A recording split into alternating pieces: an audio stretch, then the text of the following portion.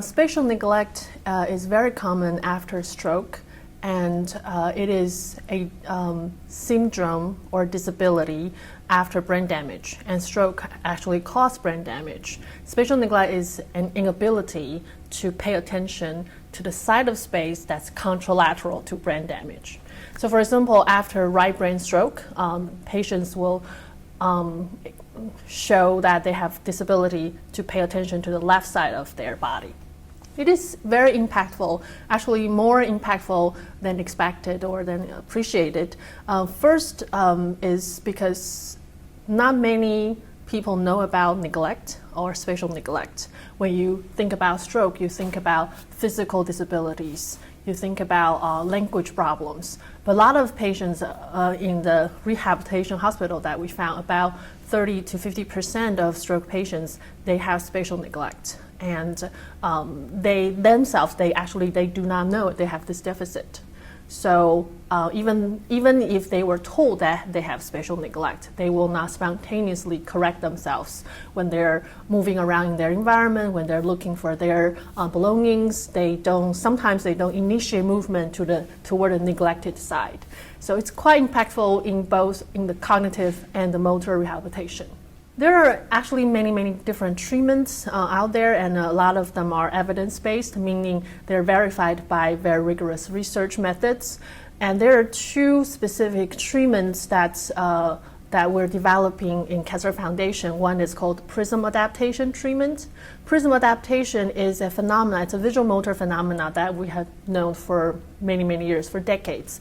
And only in 1998, researchers in France started using prism adaptation for treating spatial neglect. So it's a prism lens goggle that put on patients who have spatial neglect, and then implicitly train their visual motor impairment. So they do visual motor exercise and to help them to pay more attention to the neglected side of space. Another treatment that we are developing in Kessler Foundation is virtual reality-based treatment. So it's because it's a VR technology, so it's computerized, computer-based. So I'm leading a development project to use the VR technology to create new treatments based on existing treatment approaches, and to pulling some new ideas into this VR environment to help them to pay more attention to the neglected side of space. I studied treatment for spatial neglect and also assessment for spatial neglect. There's no gold standard assessment method for spatial neglect. And most of assessments out there are paper-based. Basically, first of all, we ask patients to draw a figure or mark center of a line. Those very like laboratory-based or they call it neuropsychological-based kind of approach. And one assessment method that we're developing and continue developing, evolving, is to help clinicians to observe spatial neglect symptoms during daily activities, so that they can see directly, patients show neglect symptoms while they're eating, while they're brushing their teeth, while they're walking around from their room to therapy gym. So we're developing the assessment method. It's called Kessler Foundation Neglect Assessment Process, that's based on a scale called Catherine-Breguet scale.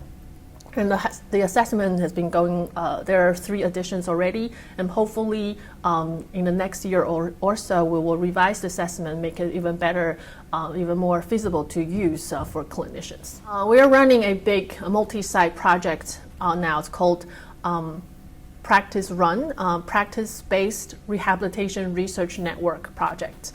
Currently, we have 15 different rehabilitation hospitals in this network project. So in this project, we trained all the occupational therapists to use Kessler Foundation neglect assessment process, the assessment tool that I just talked about, and also prism adaptation treatment using a standardized protocol and device that we developed here at Kessler Foundation. So all the patients, especially stroke patients, some TBI patients, if they are detected for having spatial neglect, they will be treated with prism adaptation treatment in these 15 different sites.